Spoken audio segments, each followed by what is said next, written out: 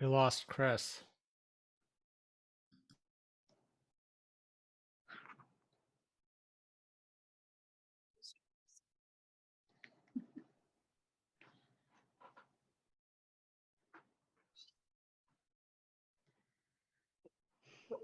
Again. I'm sorry, we lost Chris Shaw for some reason. So again, thank you for your patience. I've done a number of these and this is the most adventurous one that I think I've done. So here we go.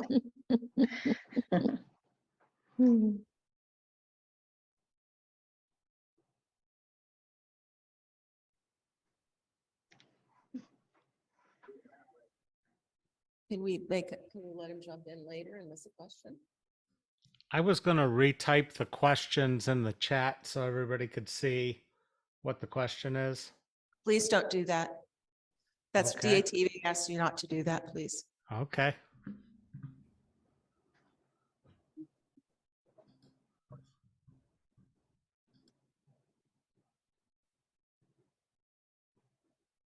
Okay, let's try to call Mr. Shaw.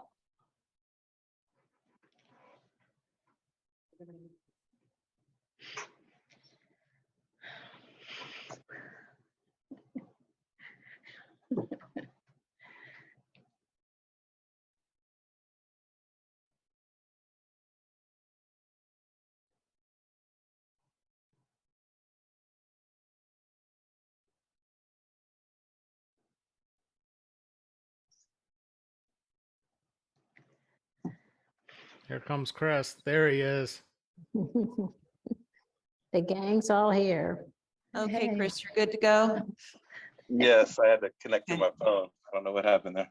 Okay, what you're going to want to do, please, is make sure you're seated and your head is where it's supposed to be, everybody.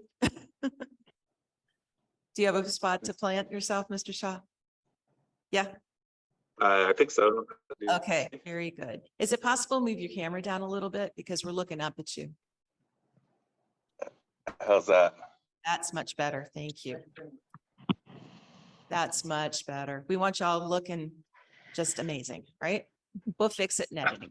All right. Okay. I think we're good to go. Not that we're going to edit your words. That's not going to happen. It's just making sure that everything is where it's supposed to be. All right. Good. Deep breath, everybody. Smiles, everyone. Let's do this thing. For those of you who are of a certain age, you know what I'm saying, right? Smiles, everyone. Yeah, some of you. All right. All right. Good luck. Have fun. Bye.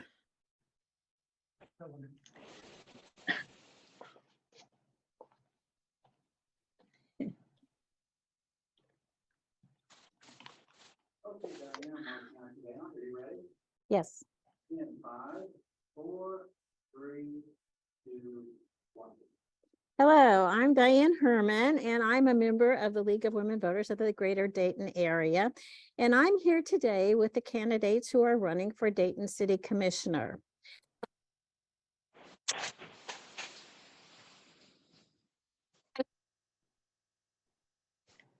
And please correct me if I mispronounce any.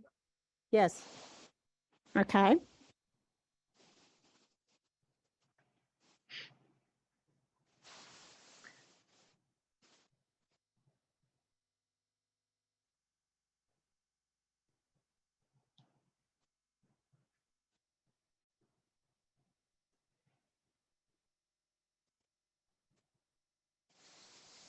We seem to have lost you, Diane.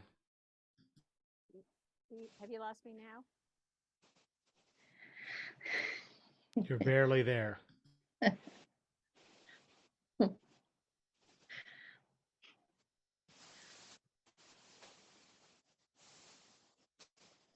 Diane, go ahead in 5, 4, 3, 2, 1. Hello, I'm Diane Herman, and I'm a member of the League of Women Voters of the Greater Dayton area. And I'm here today with the candidates who are running for Dayton City Commission. There are 6 candidates running in the special election. The candidates are listed in alphabetical order, and please correct me if I mispronounce any of your names. The candidates are Marcus Bendinger, Valerie Duncan, David Yes. Israedi, Matt Joseph, Christopher L. Shaw, and Jordan Wortham. And we'll start our interviews by giving the candidates 1 minute to tell us about themselves and why they want to serve as Dayton City Commissioner.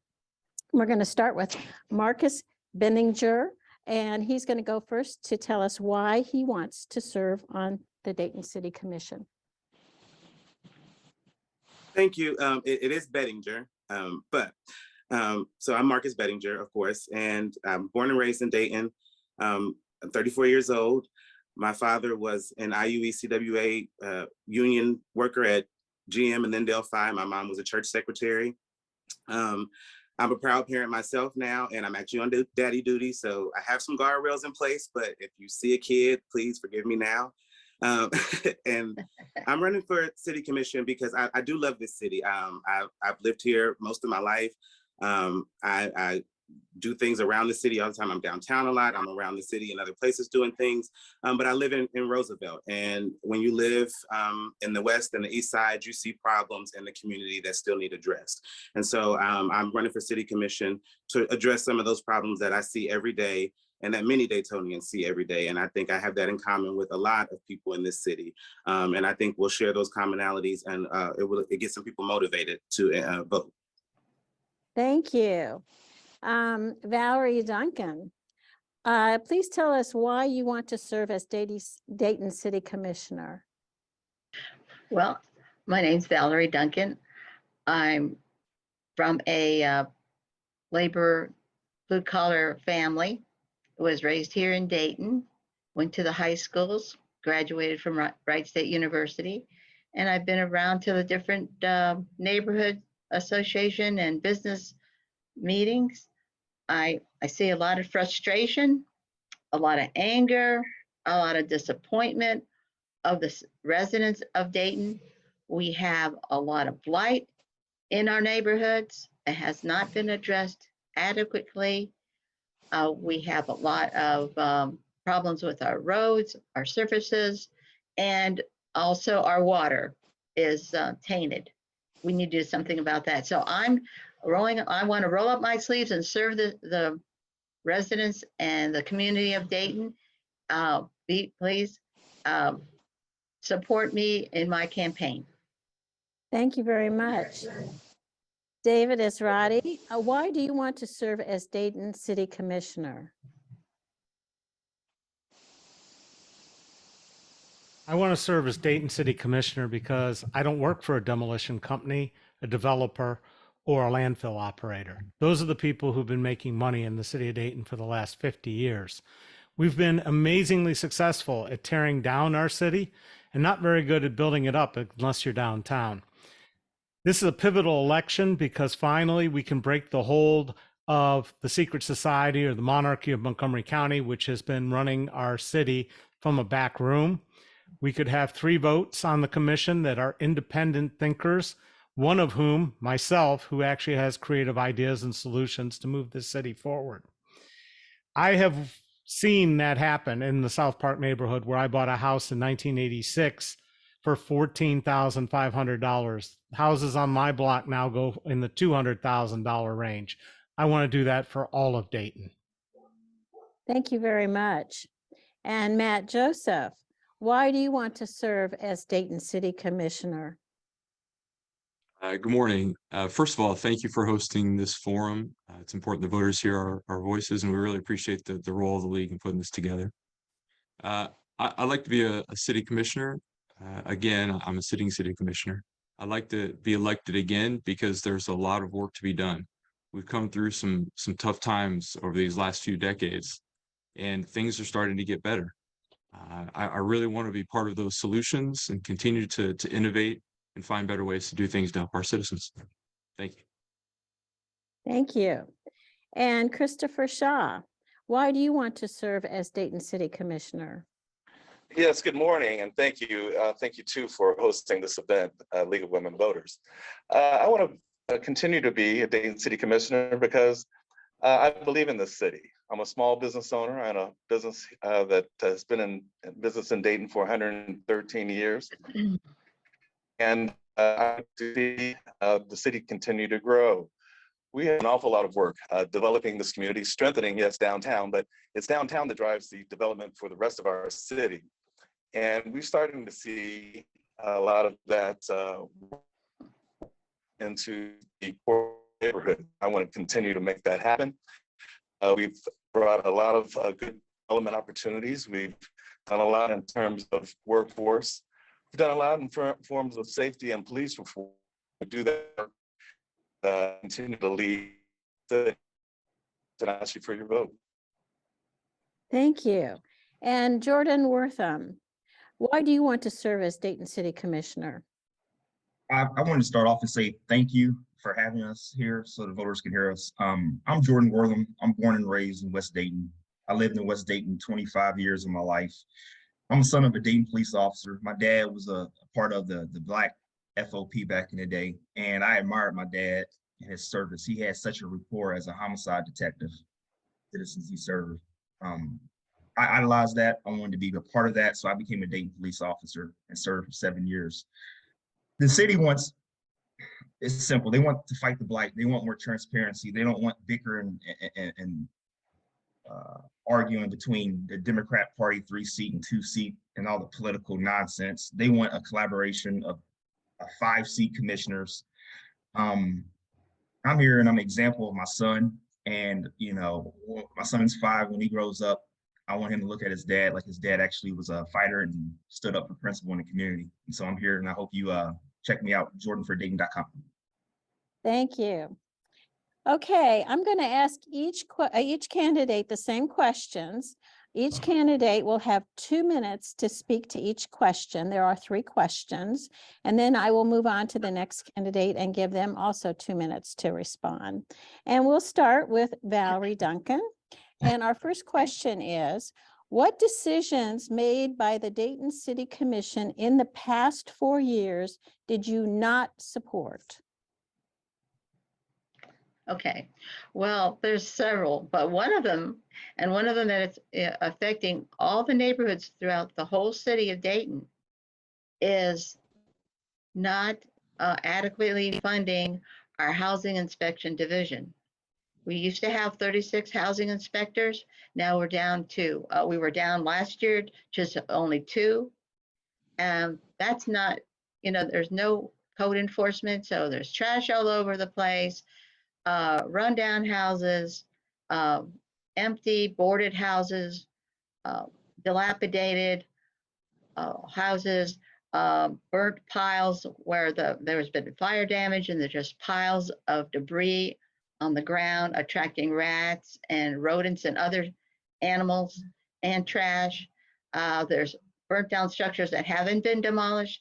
And this is affecting the neighborhoods, all of the neighborhoods throughout the whole city of Dayton. I've been everywhere. And the city commission, the 4 years that Matt Joseph and Chris Shaw were city commissioner, and Matt Joseph has been on the city commission for 20 years. This would be his 6th term.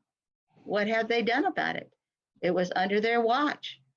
And now they're trying to play catch up, and the policies that they have in place are not going to address any of these problems. We need solutions to these problems, and we need them through the city commission. The city commission needs to get on the ball and get with it. We have all kinds of issues, low interest loans, provide help to seniors for repair, restoration funding. Also, bring back that $1. You can buy a house for $1. If you fix it up, it's yours in 5 years. Okay, thank you very much. David Israedi. What decisions made by the Dayton City Commission in the past 4 years did you not support? Well, let's be clear. 4 years ago, the FBI said there was a culture of corruption in Dayton, and they indicted and then sent to prison a former Dayton City Commissioner, Joey Williams. Now, it takes 3 votes for anything to happen on the City Commission. So any contracts that Joey was able to steer, there were at least 2 other votes. That means that Commissioner Shaw, Commissioner Joseph, now Mayor Mims and former Mayor Whaley, 2 of those 4 worked along with it, and the city manager and probably the planning department head. We have not seen the end of the culture of corruption until we remove the culture of corruption. And I fully believe that before this election in November, I will have the tapes that were made of Mayor Whaley that were played to the grand jury, which show how she was getting money from Roush, who made that big hole on Ludlow and then stuck the city with the bill where millions of dollars went out to student suites that we never recovered. This has happened on Shaw and Joseph's watch, but that's not all. When there was the tornadoes, we were without water because we didn't have power at the pumping stations. I went to the commission chambers. I'd asked Commissioner Fairchild. I told him I'd be late. I got thrown out of the commission chambers. You know what I was going to suggest, which they didn't want to hear, was you call the National Guard to come in because they have generators and they could have hooked up those generators in the well field and gotten our water going. But no, these people don't want to hear from people. They don't want to operate in any way other than what works for them with their puppet strings.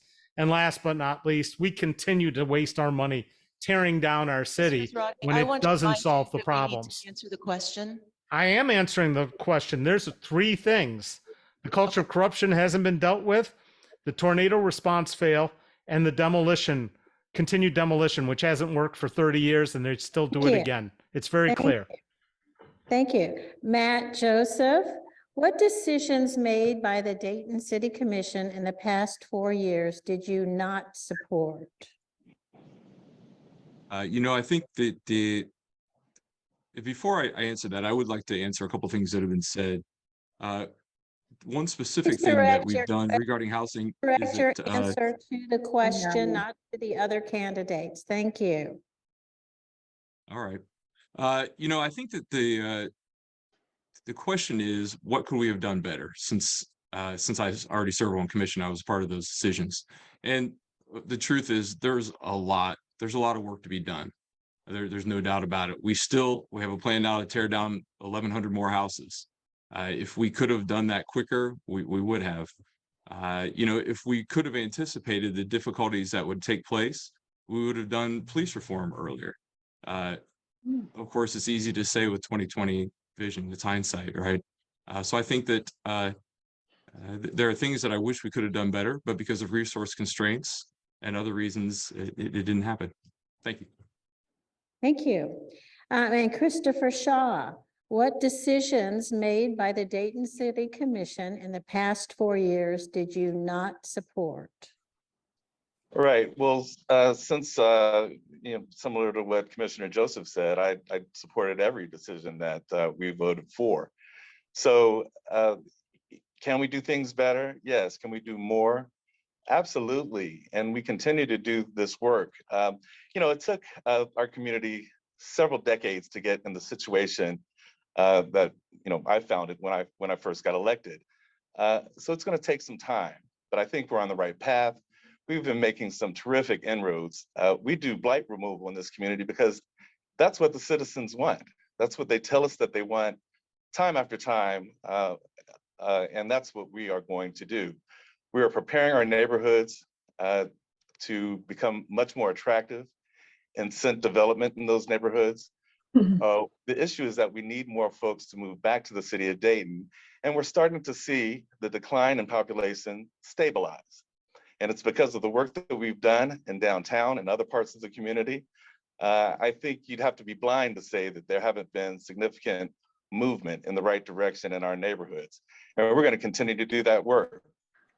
Through the passing of Issue 9, we have paved countless numbers of road miles, and we're going to continue to do that until we have all of the roads paved in the city. So I'm really excited about the work that we've done, both in police reform, how we attract workers to these terrific job opportunities that are here in Dayton. We've got about 3 jobs for every person. We need to do better in that space. I'm here in Washington, D.C. this week, lobbying on behalf of Dayton and making sure that Dayton's voice is heard. And I'm going to continue to do that work, and I'm going to ask you for your support. Thank you very much. And Jordan Wortham.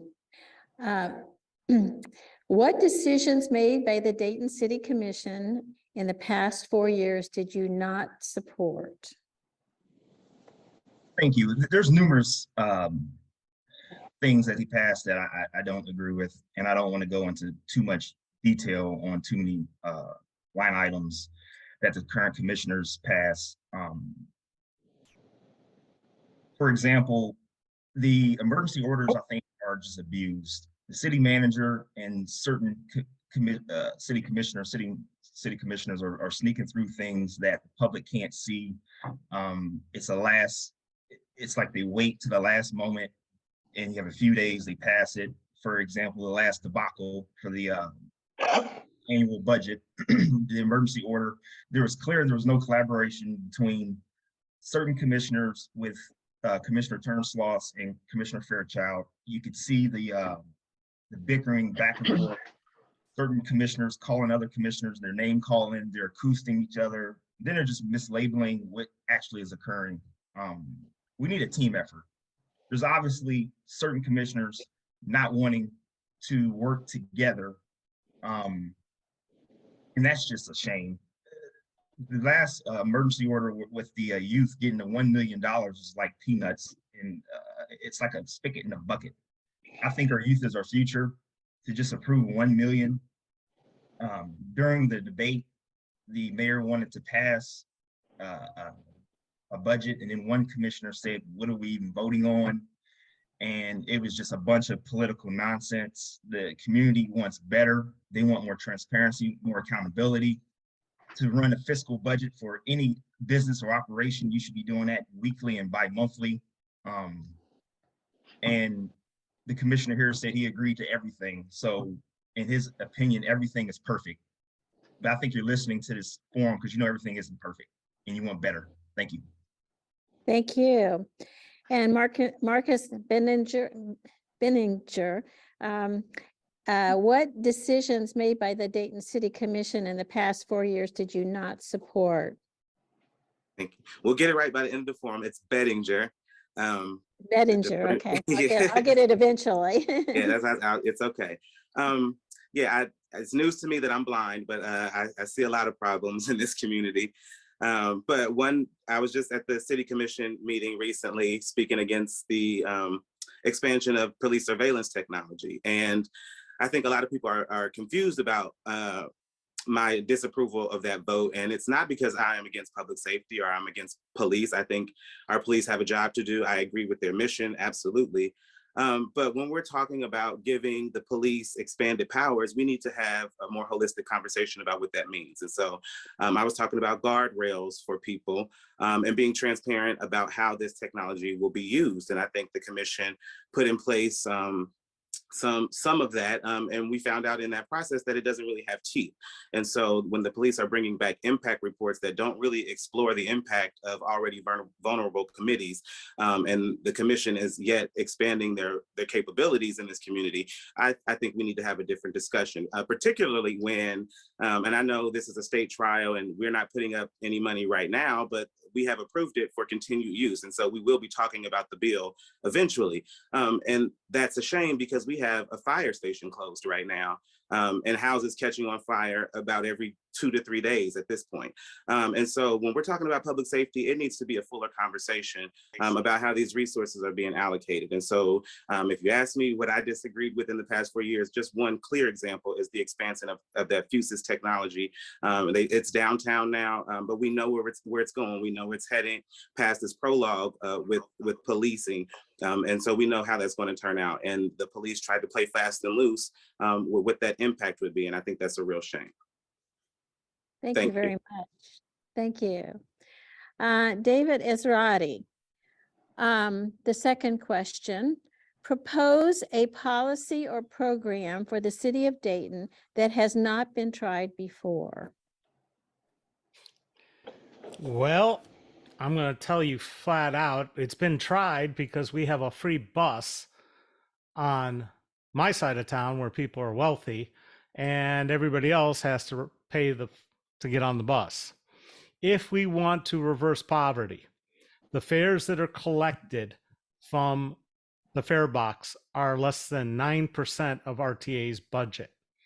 If we want to get people out of poverty, getting them to places to work for a lot less than the price of a car would help them considerably in terms of living in these times of rising expenses.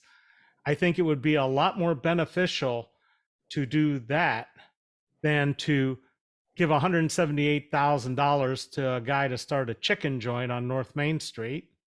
I think it would be a lot more effective than pouring millions more into the arcade after they've already spent a couple $1 million making a big hole across the street where they never recovered anything, or when the city manager blighted the corner of Wyoming and Wayne for a Kroger that never came. We've seen the same solutions over and over, and none of them make sense unless you are a demolition contractor, a owner of a landfill, or a developer downtown, and that has to stop. Quite frankly, the huge addition of warehouse jobs out by the airport is a prime reason why we need free transportation out there, because now the roads are overburdened there. The people can't get to the jobs. If we want to solve that problem, if we want to get the people of Dayton out to the airport, we need to figure out a better way to get them there so they're not dependent on cars. Thank you very much. Matt Joseph, please propose a policy or program for the city of Dayton that has not been tried before. Thank you. One thing that I've been working on for quite a while now, and it's really found some traction, is trying to figure out a way to make their city operations more sustainable and to extend that to residents too. Something I'd love to do if there was no bar to financing would be to try to figure out how to use city resources and talent to figure out how to help folks do residential solar, to put solar panels on their own roofs. I think that it's one of the biggest problems of our day is this use of carbon intensive energy. We've done things already at the city to try to move people to renewable energy. We've moved most of our residents, at least the majority of our residents, to electric aggregation that uses renewable energy. We're doing the same at the city, and we're moving our fleet to be more renewable too. But if there was a way that we could use those city resources to help folks to make their own energy from the sun, I'd love to do that. Thank you. Thank you. Christopher Shaw, propose a policy or program for the city of Dayton that has not been tried before. Yes, thank you for that great question. And I will agree.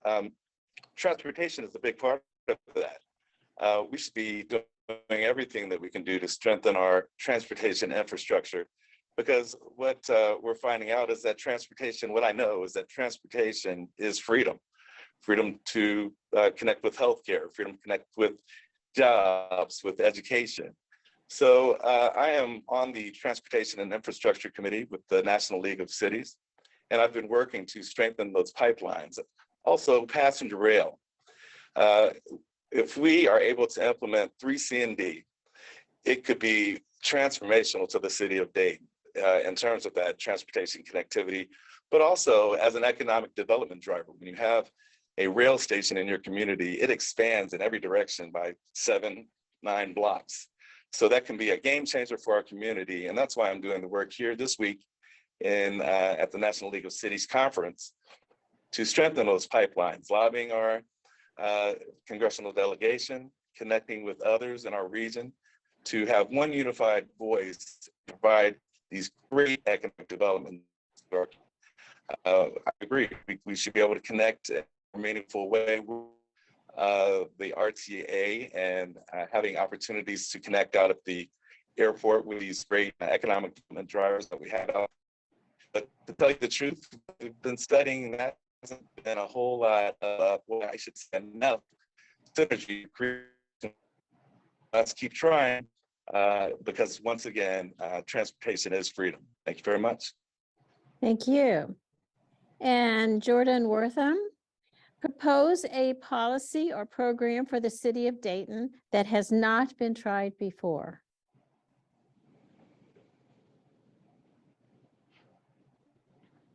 I'm sorry, you Jordan, have you to have to unmute unmute. yourself. You're on mute. Okay, can I get my time back? Is my- Yes, you're back. Okay. Yes, I would gear and focus on civic engagement. Me growing up, I'm infatuated with history of Dayton. I remember the C.J. McClin days where he would meet once a month with people, the Dean Lovelace, Mayor Ryan McClin, Commissioner Bootsy Neal. So I would propose a town hall requirement twice a month where you have questions and answers that creates dialogue and transparency. That's the first policy I would create. And I would also change the 3-minute rule. I would double it to 6 that we currently have to allow people to talk. This allows the community to hold the government more accountable. If they can ask questions in a public forum and the sitting commissioners have to respond, it will collaborate the community, it'll create trust. It'll help bring Dayton forward drastically in terms of discourse. And also just, we've seen recently just a petition problem. It's outdated. I would immediately pass that. 500 signatures to run for Dayton City Commission, I think just protects the incumbents. I think we can all agree we could cut it down to 250. To notarize every paper is over cumbersome. I want to have more challengers on the ballot. I think people want more choices. They don't want just the current sitting commissioners and nobody challenging them. I think that those two policies, majority of Dayton would agree with, and it would definitely challenge the establishment of the incumbent endorsed Democrat sitting commissioners. I think people want commissioners to serve people and not parties. And again, it's just no collaboration between 2 commissioners and 3. And I think we need an independent voice on that 3rd seat, and it would change the paradigm greatly. Thank you. Thank you. And Marcus Benninger, propose a policy or program for the city of Dayton that has not been tried before. All right, thank you. Bettinger, Marcus Bettinger. So I think, I don't think I would be proposing this. It's been tried around the country, and I believe our mayor has actually brought this idea up, but I believe a universal basic income in the city of Dayton would be transformational in terms of economic empowerment.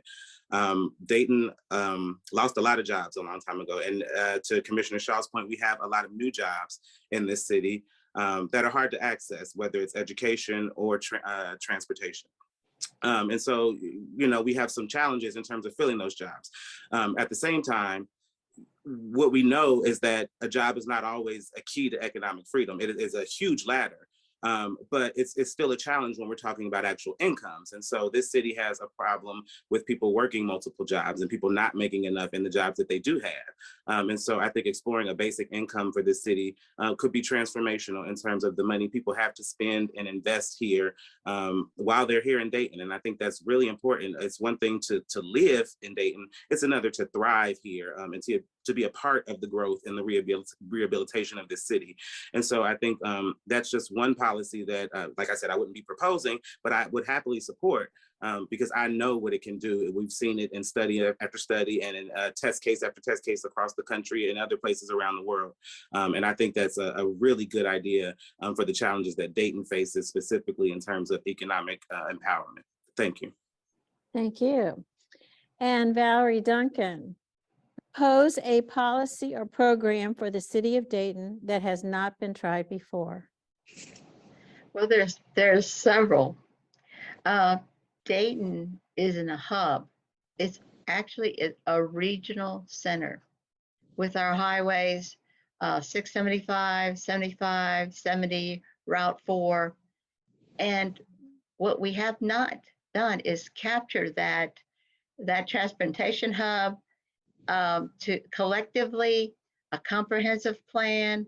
There was a concept of a 90-minute market.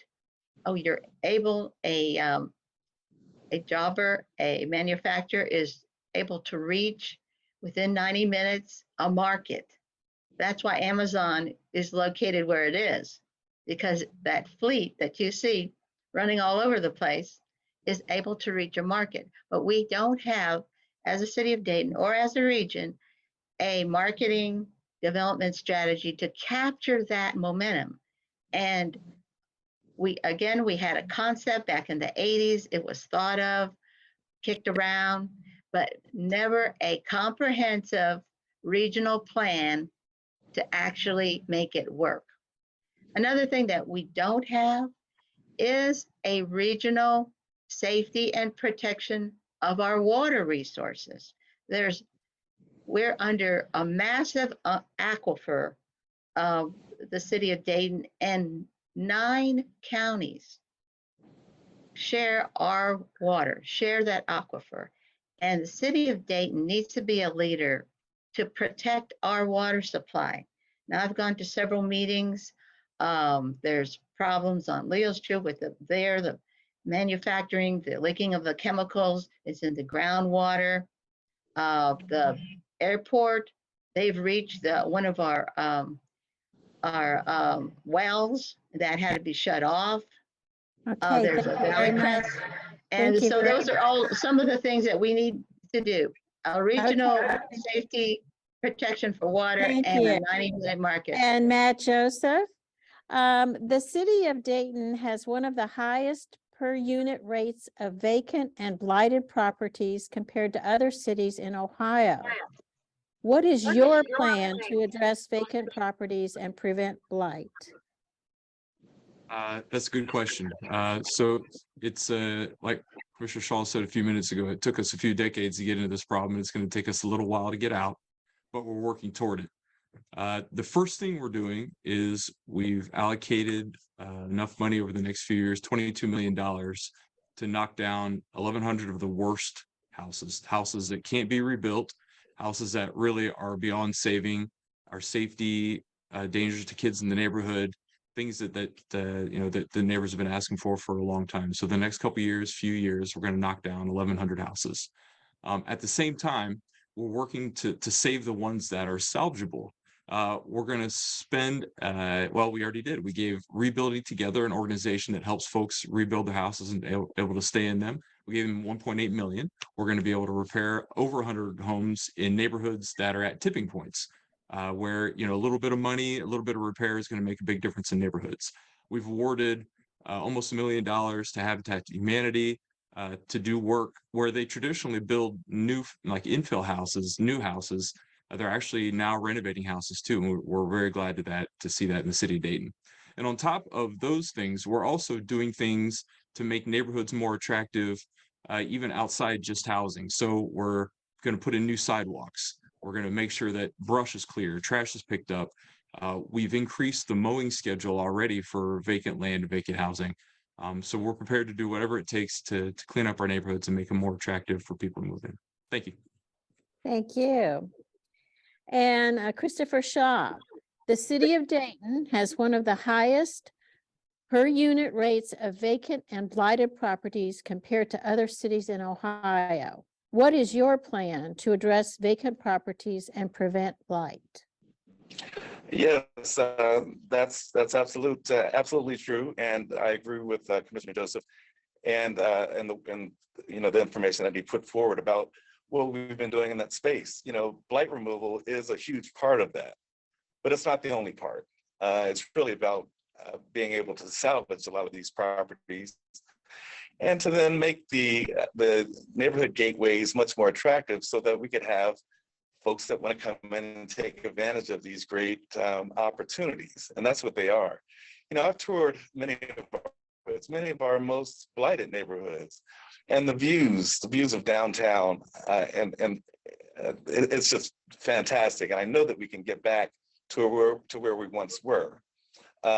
We have been putting money toward rebuilding Dayton together, rebuilding together Dayton. Same thing with Habitat for Humanity, where we're going into these neighborhoods and giving them intentional service and resources to help them keep the neighborhoods up. I've seen the changes. I know that we are having impact, and we've just got to continue to do that work. It's very important because we don't have unlimited resources to reach out and to find other grants and opportunities. That's part of what I'm doing here this week, and we're going to continue to do that work. talking to HUD and others that can bring resources into our neighborhoods. And that's what we're going to continue to do. So thank you very much. Thank you. Marcus Benninger. The city of Dayton has one of the highest per unit rates of vacant and blighted properties compared to other cities in Ohio. What is your plan to address vacant properties and prevent blight? Thank you so much for the question. And thank you, Commissioner Shaw, for touring these blighted neighborhoods. I live here. I live in Roosevelt. My neighbor to one side is a nice gentleman, Mr. Allen. We'll give you the shirt off his back if you need it. My neighbor to the other side is an abandoned house. The trees are overgrowing the power lines. The city did cut the grass the other day, thank you, but nothing else is done.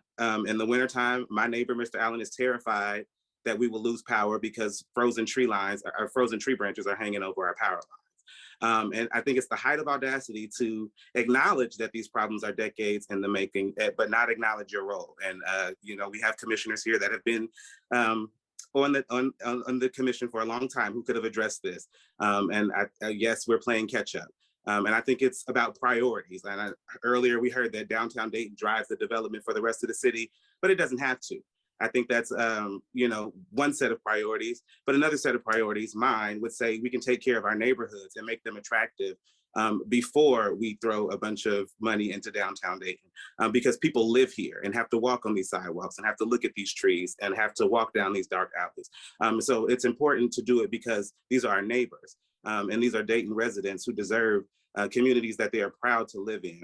And so my plan would be, of course, changing the priorities. I don't think as much as we need a vibrant downtown, I don't think that we have to prioritize downtown for the rest of our neighborhoods to look great and be livable. And so that's what I would change, is the priorities there and that set of priorities. Thank you very much. Thank you.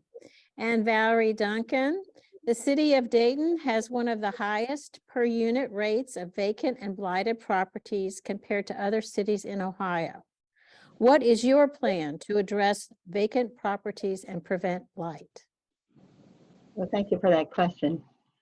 Yes, again, we need to have a comprehensive plan. It was so sad when the Wright Brothers manufacturing plant went up in flames. And that's what's happening until a lot of blighted vacant houses. The homeless are going in there. They're cold, they start fires. There might be next right to a resident that is occupied. And that's part of the problem, but only a part. We have to have a comprehensive plan to address our neighborhood residential housing.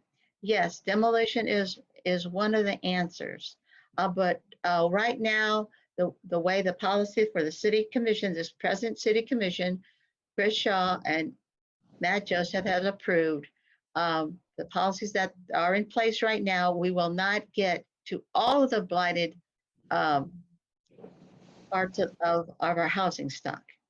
That's not going to happen under the current policy. Also, under the current policy, it's will not have the neighbors program to all the neighborhoods. It's only limited to a certain sector. And so we need a comprehensive plan that we need to address our homeless situation, because that's causing a lot of problems with the fires. We need a total plan so that we have a plan for restoration, a plan for repair, a plan to help the seniors in their homes, and to encourage home ownership through a $1 home ownership program. Thank you very much. And David Ezrati, the city of Dayton has one of the highest per unit rates of vacant and blighted properties compared to other cities in Ohio. What is your plan to address vacant properties and prevent blight? Don't worry, Mr. Bettinger. It took them 30 years to get my name right. You'll be okay Sorry, sooner Mr. or later. Bettinger. All right. One of these days So, I'll get it. You know, I got into this city because I could buy a house for $14,500. I figured I'd fix it up, be here about 5 years and leave. First thing the city did was prosecute me for fixing up my house because I put up wood grain vinyl garage doors instead of wood or vinyl. Now we have, in the historic district right next door, this front door. This would have been illegal. This full view door we have here would have been illegal back in my day. They would have gone to jail or shoveled dog poop or had it replaced. That doesn't happen anymore. What happens is perfectly good homes end up like this. We are not enforcing our housing codes at all. This house across the street from me, hoarders that were in it. It was been condemned for 2 years. Nothing's been done to fix it. The front yard still looks like crap. This one right across the street, gutters have been down for years. It's been foreclosed on. There's a guy squatting in it. He has all his junk out in the front yard. Chris Shaw and Matt Joseph don't know how to do this. In fact, I'm going to talk about my friend James Kent, who had a great program where he hired ex-convicts to deconstruct homes, to take the bones out of them and stop putting them from being put in landfills, where these guys would make money. They'd recycle parts of the old homes and have them for sale. Contract came up for renewal, and no, Matt Joseph and Chris Shaw did not vote to continue that contract. They gave it more over to one of these big companies that all they want to do is plow it under and take it to the landfill. I don't work for the landfill companies. I don't work for the demolition companies, but I'm pretty sure Chris Shaw and Matt Joseph and Jeff Mims have been getting a lot of money from those people. And that's why we're in the state we're in. They like it when they tear down houses. Thank you. And in closing, we would like to provide each candidate with a minute for a closing statement. Excuse me. You never asked me the question.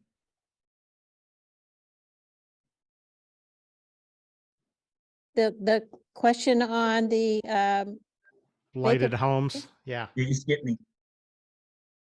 and who am I talking? Oh, Jordan? Jordan. Oh, I'm sorry. Oh, no, Mr. you're fine. Jordan. So I'm sorry, Mr. Wortham. The city of Dayton, I apologize, getting this list, making sure that everybody gets a rotation threw me off a little bit. So I apologize. Jordan Wortham, the city of Dayton has one of the highest per unit rates of vacant and blighted properties compared to other cities in Ohio. What is your plan to address vacant properties and prevent blight? That's a great question. I would do transformational change. We've heard from some candidates how great the city of Dayton is. I think that people listening here would believe to the contrary. The blight leads to everything. Our youth not feeling safe. We're double in homicides year to date. We're not in a state to where we should be. There's no teamwork with the commissioners. Like Mr. Israati said, we need some ordinances done. Civil penalties need to be expedited. We need to attract private investment. So outside investors, we need to hold them accountable, create new rules to where if they're not adhering to housing violations, we can put liens on houses. I think like other cities, we have housing inspectors that can do yearly checkups on short-term rental properties, Airbnb properties, annual checkups, follow-ups. We had numerous housing inspectors. They all been pretty much decimated, 90% been cut. There's no enforcement. The current city of Dayton is it's incentivizing outside investors to make as much money from the city of Dayton. They don't care. We know that we need to fight the blight. We know that the current state, the current commission are not addressing these issues. There's, like Mr. Israati gave a few examples, there's thousands of examples. And secondly, we can't just keep tearing down properties. We have to look at some properties that we can save and focus on how we can incentivize more in terms of what we're doing now. Some of these properties have historic value. I think we can save it. As a former police officer, this blight problem is leading to prostitution, to murders, to just crime all over the place, and it hurts our youth. And if as a commissioner, I would definitely invest into swimming pools and recreational centers. And thank you. Okay, thank you very much. I apologize again. And now for our closing. We'd like to provide each candidate with 1 minute for a closing statement, and we'll start with Christopher Shaw. Thank you. And thank you again to the League of Women Voters for this opportunity and for this event.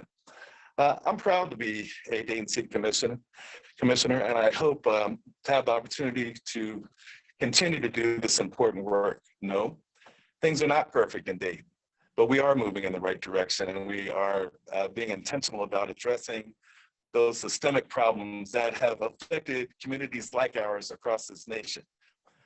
I want to continue to do the work. We've done good work, but there's a long way to go. And it's my experienced leadership that will help us get to where we want to be. Won't be easy. We have to all work together.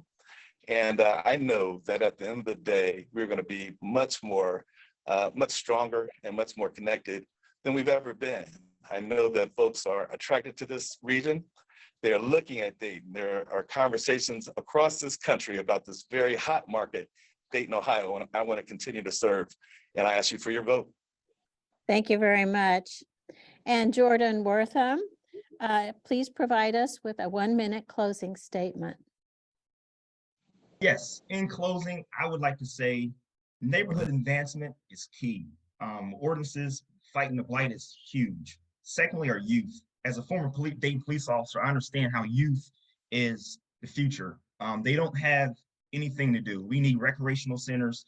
We need to have more events. The youth have too much idle time. They don't feel appreciated, and that just leads to crime. Last, commissioner-led engagement. Like back in the day, C.J. McClin, Dean Lovelace, where you could actually talk to the commissioners. You had dialogue. We need to have rules where commissioners are actually out in the street picking up the trash, like Commissioner Turner Sloss and Commissioner Fairchild. They're actually there, they're touchable, you can see them, you can talk to them. And that's what I want to expound upon, making it more two-way communication. I don't have all the answers to the problems, and I don't know all the problems. I just want to be accessible. Thank you. Thank you. And Marcus Bettinger, please provide us with a 1 minute closing statement. Perfect time to get it right. Thank you so much. Finally. And thank you. It's okay. And thank you to the League of Women Voters for having me and for the questions. Thank you so much. I think anyone who is paying attention to the City Commission right now can see that it's broken. And there's a lot of talk about the advancements being made and how much is being done, but it's by a small cabal of people who have made decisions in back rooms. And I think that's not fair to the full community. And so I would like to cut through the chaos and be an unwavering vote for the progress of this entire city. And that includes West and East Dayton and not just downtown, with this idea or mindset of like trickle down to the neighborhoods and eventually they will see it. And you know, ultimately, I think we're in a moment where we have an opportunity for a new vision, a fresh voice in this race. And I think I'm that person. And so I'm asking for people's support. Visit marcusfordayton.com to check out my full platform. Thank you so much. Thank you. And Valerie Duncan, please provide us with a 1 minute closing statement. Okay, thank you again for the League of Women Voters for this event. As a city commissioner, I will serve all parts of Dayton, and I will make sure that the policies and procedures that the city commission passes affect everybody. It will be equal and will be fair. We need a comprehensive housing plan. We need to address the blight. We need to do the repairs. We need to restore our historical structures. We need to have people have a home ownership. We need to help our seniors and the women that have been abused and are homeless and the ones that are recovering drugs. We need to have a comprehensive plan for that. We need to have a comprehensive regional plan for our water safety, so that is protected.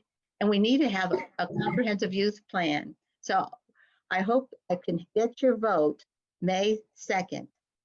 Vote for Valerie Duncan. Go to Dayton 4, number 4, Dayton, Duncanfordayton.com, sorry, Duncanfordayton.com, number 4, and hopefully you'll pledge to support me. Thank you. And David Israedi, please provide us with a 1 minute closing statement. I'd like to thank all the voters that voted for me when I ran for Congress last year against Mike Turner. I do the hard things. I do the things that people are afraid to do. I got 17,333 votes in the city of Dayton that time. That's more than anybody's had for a commission for a long time. I know I'm controversial. I'm controversial because I ask hard questions and I pose solutions. If you got any questions that aren't answered in these soundbite answers here, go to Ezrati.com and just search on any term that interests you. Demolition to how to change the city to Parks and Rec to Sportsplex. You will find lots of content. There's over 3,500 posts going back to 2005. I've exposed corruption. I've exposed people being tortured in our jails while in restraints. I have fought to make sure that the people aren't just whitewashed and told this is all wonderful and beautiful and give us another 4 years. The most important thing you can do is not vote for Chris Shaw and Matt Joseph this primary. Thank you. And Matt Joseph, please provide us with a 1-minute closing statement. Thank you. First, thank you, Diane, and thank you to the league for the opportunity to talk about the upcoming election. It's important that we do this, and I appreciate you all's role in this. I'm proud of my work as the Dayton City Commissioner. I hope to have the opportunity, as I mentioned in my opening statement, to continue this work. We've come through some tough times. We've made good progress. There's still work to do, and I really want to be a part of that. I'm proud to work alongside my colleagues and City Hall staff. We're working to make Dayton a great place to live, work, raise a family, and enjoy a vibrant, thriving community. That's our vision. We want to make sure that Dayton remains an attractive city for new employers with good paying jobs, that our neighborhoods are clean and safe, and that we're investing in the city's infrastructure and in our youth, something that most of us are talking about already. Like I said, we've made a lot of progress. Continuing the progress requires experienced leadership. It's not something you want to throw somebody new in and expect them to get up to speed quickly and to continue to pick up where we are. We need experienced voices and experienced commissioners. I ask for your support. Thank you. Thank you. And we want to thank all of the candidates for Dayton City Commission for their participation. I don't today. think you got Chris in. Wish them good luck in their campaigns. The League of Women Voters encourages all candidates to run an issues-oriented campaign. You have another candidate, ma'am. Educate I voters went to Chris. strengthen I our went first. political I went process. first. You went first? Okay. Additional questions will be asked of the candidates on vote got it. 411, which will be available on our website in mid-April. Please check our website at League of Women Voters. Yes. Oh, okay. Once Could again, be- I've been messed could up be with this. things. Okay. So Should we start? Start over again. Yeah. Okay. And Christopher Shaw. No, they were mistaken. I went first, so I'm good. Thank you very much. I Okay, went first on that question, so appreciate so I it. didn't mess up. Did I get Yep. everyone in the closing statement? Yes. Okay. I didn't miss anyone? Okay. Sorry. You're good. Okay. All right. So, You're fine. Diane. so again, we would like to thank all of the candidates who are running for the position of Dayton City Commission, and we wish them good luck in their campaigns. And the League of Women Voters encourages all the candidates to run an issues-oriented campaign. Our goal is to educate the voting public and strengthen the elective political process. Additional questions will be asked of the candidates on vote 411, which will be available on our website in mid-April. Please check our website at League of Women Voters. Early voting for the upcoming special election begins April 4th at your Board of Elections, or you can request an absentee ballot. But I'd also like to remind everyone that the identification requirements for in-person voting have changed just recently. So whether you vote early or you vote on Election Day on May 2nd, these are the acceptable forms of identification in order to vote. An unexpired Ohio driver's license, an unexpired Ohio state identification card, and beginning April 7th, this identification can be acquired at the Bureau of Motor Vehicles free of charge. So we encourage you to get that identification. It's handy in any case. And then there's also an interim identification form, which you can get from the Bureau of Motor Vehicles also.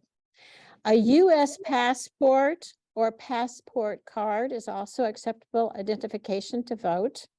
And a U.S. military identification, Ohio National Guard identification, or a U.S. Department of Veterans Affairs ID card that includes the voter's name and photograph. Remember, your opinion matters and helps make our democracy work. If you have any questions, please feel free to call our league office at area code 937-228-4041. And please remember to vote.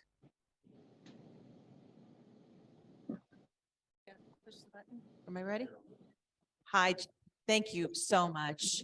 I just truly appreciate your taking the time to spend with us today, and all the best to you with your campaigns.